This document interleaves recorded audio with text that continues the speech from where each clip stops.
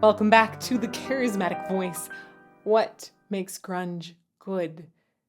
It breaks so many rules that previously guided musicians on what was good. So, why is it good? I want to explore this idea a lot more, as I'm going to listen now for the first time ever to All Apologies by Nirvana. Let's get to it.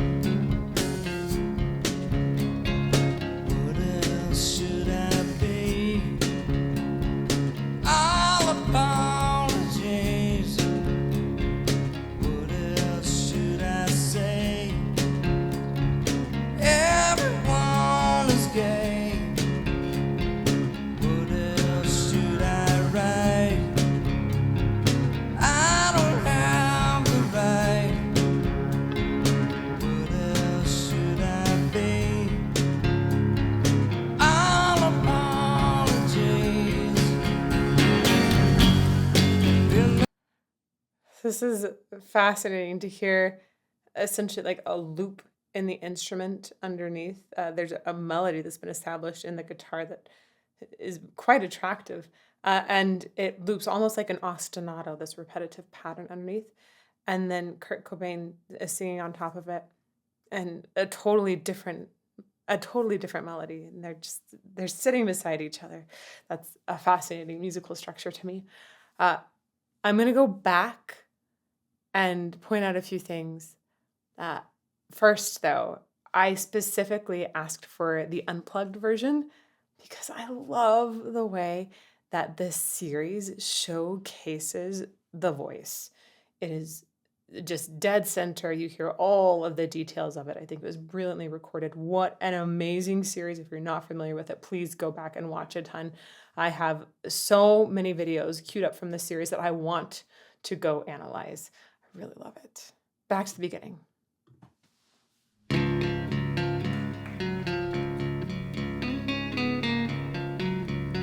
Huh.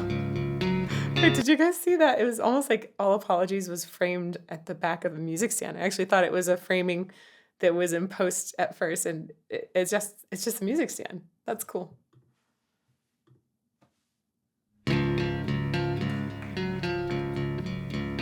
I love the cello in this, by the way. I love cello.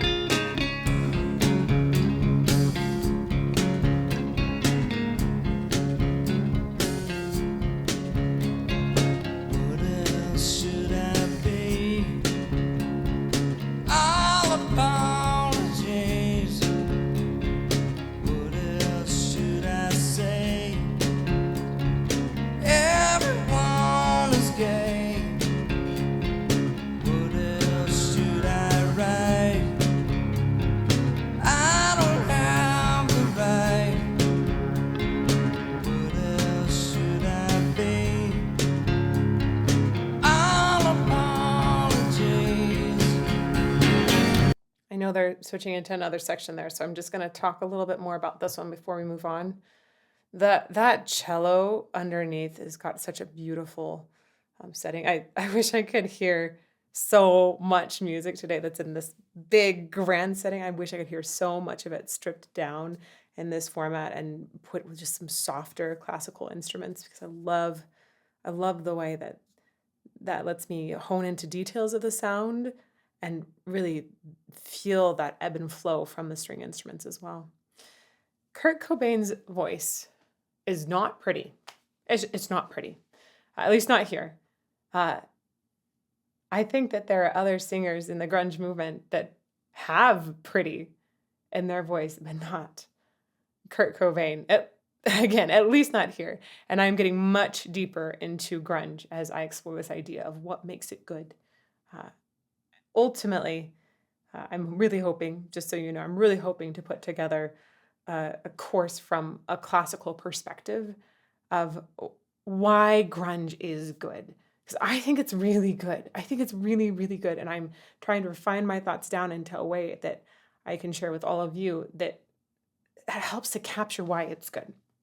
So it's not that the voices are pretty, even though there are some prettier ones. It's not that the voices are pretty. That's not the point of the music in grunge. The point is definitely the message. I think that it captured disillusionment and sort of like looking at the just dirty, gross side of humans, and without being apologetic. All apologies, but really no apologies for saying this is how I really am. Uh, and that is extraordinary. I think that music before wasn't willing to show that, at least not to this extent. It was just extraordinary. Kurt Cobain's voice, when he sings, there's squeezing in areas that I wouldn't think like a classical singer would squeeze in. I would probably tell somebody like, oh, that's probably not great for your technique. Sometimes it sounds like it's gonna fall apart. Other times I think, oh, he's probably using a part of his vocal folds, or not the vocal folds, so he's probably using a part of his vocal anatomy to create that distortion, and so it's okay. But ultimately, the message is what takes center stage here, and his expression of it so is aligned with the message of this isn't a pretty view of life. This is just real. All is gay. What else should I write? I don't have the right. There's so much cry in that sound. What else should I be? All apologies. In the sun, I feel as one. In the sun, married. So that was a great, I think I just cut him off on a probably key moment. Sorry there. But I feel that this moment was leading up to it was a really good example of not being in line with vocal training, breaking those rules. There's a lot of strain that I hear in the voice. There's a little bit of pitchiness that happens as a result.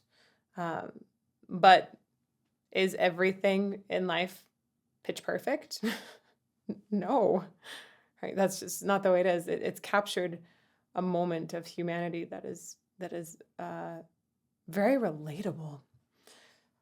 Side note, this is fascinating for me to see because I just recently got into Foo Fighters with Dave Grohl, obviously. And I had people mention before, oh, it's Dave Grohl playing the drums. And I knew that, but I didn't have the association to really understand it. And as I broaden my musical tastes and excitement about different groups, Foo Fighters is one of the ones I'm most excited about right now. And I recently got Dave Grohl's book, like starting to go through that. It's fascinating to see him back here with Nirvana, of course, before Kurt Cobain passed. All apologies. In the sun, I feel as one. In the sun, Right there is where I hear that extra strain and pitchiness. And I think I'm just gonna leave it at that. It's strain, it's pitchiness. It's not what I would coach somebody to do. But on the other hand, that tells me, well, maybe I need to check in on my coaching because it depends on what that person's goals are. And ultimately, you should only ever coach a singer towards whatever their goals are. Goal here is it's a grungy, it's a gritty message. In the sound, married.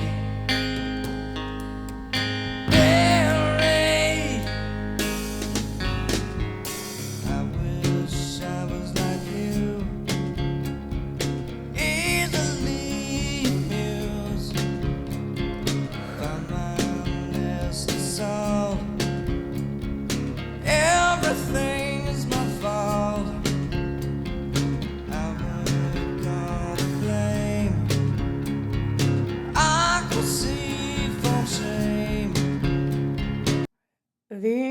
lyrics are very poignant, but the way he sings them here, it like literally just made my eyes water.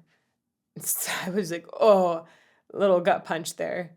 That I wish I was you. I was like you, easily amused. You look at him and you go, we know where this ends. And that's just, it's so sad, but at the same time, it's so relatable.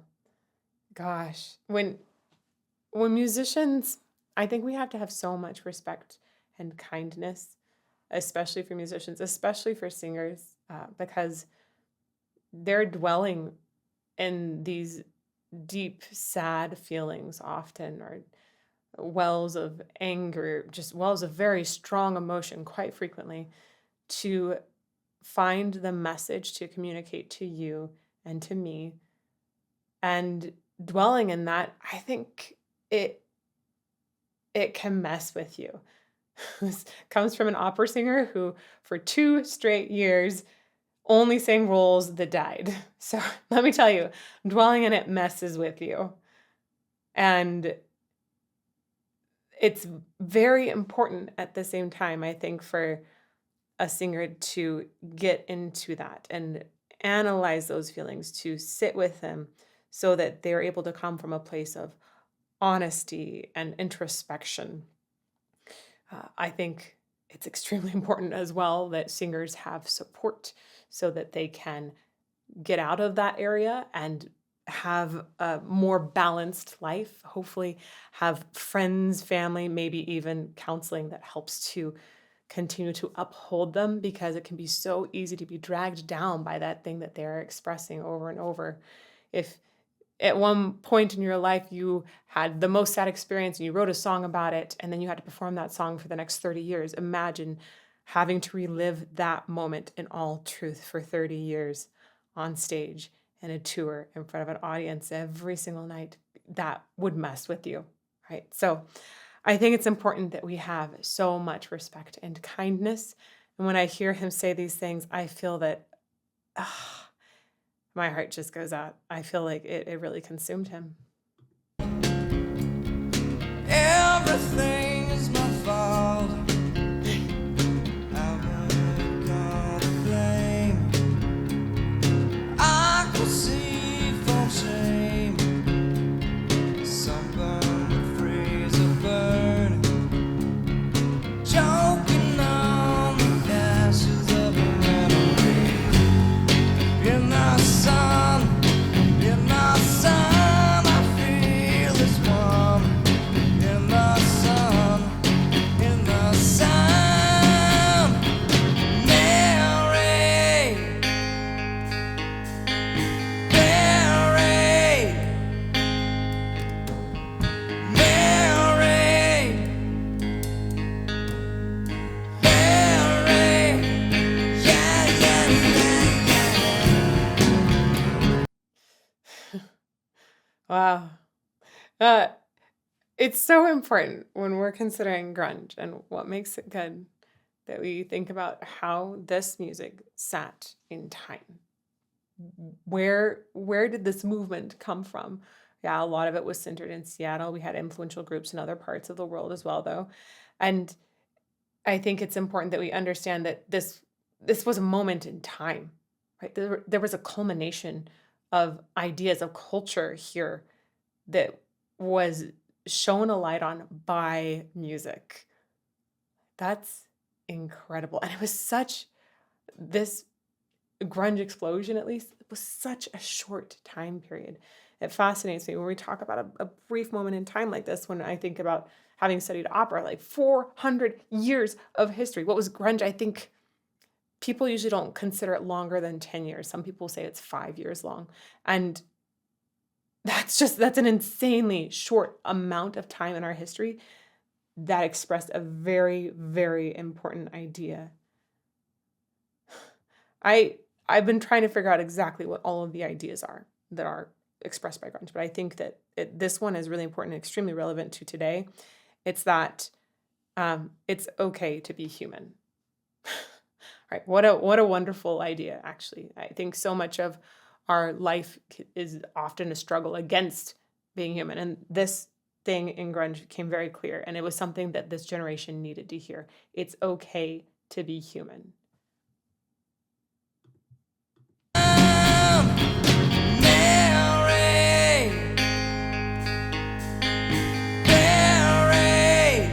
There's so much pain in that sound.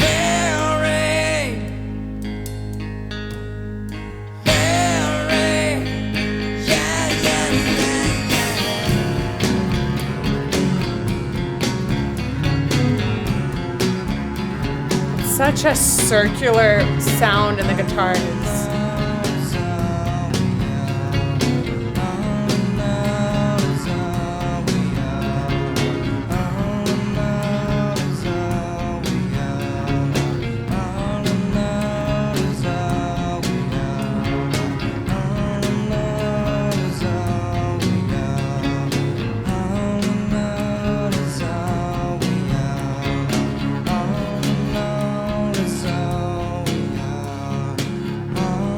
Wow.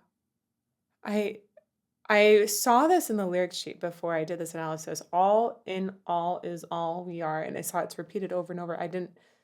I wasn't sure how it would be set. And I love this part. It reflects so much to me. I'm sure it means something different to everyone. But for me, there's this sort of a cyclical pattern that's been happening in the instruments throughout. And then his voice has joined that pattern. And it feels like those stories that we tell ourselves. I think it's really important to recognize what story you're telling yourself inside of your head, because there are stories you'll tell yourself about what other people think of you that are just completely not true, or they might be true, but often we don't know if they're true or not, and we'll continue down stories that cause us a lot of pain. We'll be telling ourselves, oh, so-and-so doesn't like me, or so-and-so did something to purposefully hurt me. And those stories I think they can take a person down a toilet bowl loop that is really hard to come back from. It's so hard to stop the stories, though, at the same time. Just saying, release that, forget about the pain. Like, that doesn't feel very instinctual, does it? This song captured the stories. Oh, I'm gonna go back further. I want to catch the beginning of that. I like the way the cello is brought more forward in the mix there. It feels more urgent.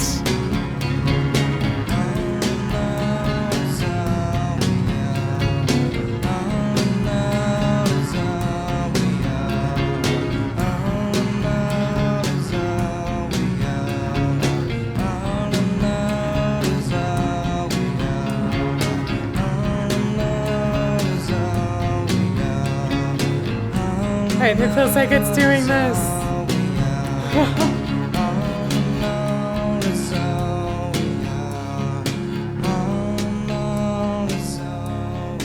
This feels like somehow a mantra. Oh, that's Dave Grohl singing harmony there. Huh. Little did he know.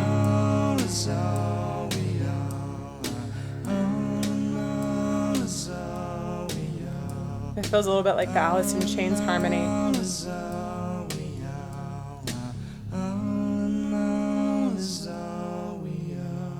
Ooh, check this out. Sorry, I know it's about to end here, but I really want to point out one of the things that's important about the grunge vocal style is essentially very, very little mouth movement. Again, breaks all of the rules, makes it feel extremely casual, though. And it's almost like they lock their jaws sometime. And Kurt Cobain here, really, it feels like there's a ton of tension that's been kept in the jaw, and they just barely seeing the word mouth. It's like going like this. But when Dave Grohl accompanies him, singing that backing harmony, his mouth is doing a very, very similar pattern, which is not the same pattern I see in his singing in Foo Fighters at all. So I think that this is a very specific mouth shape to grunge.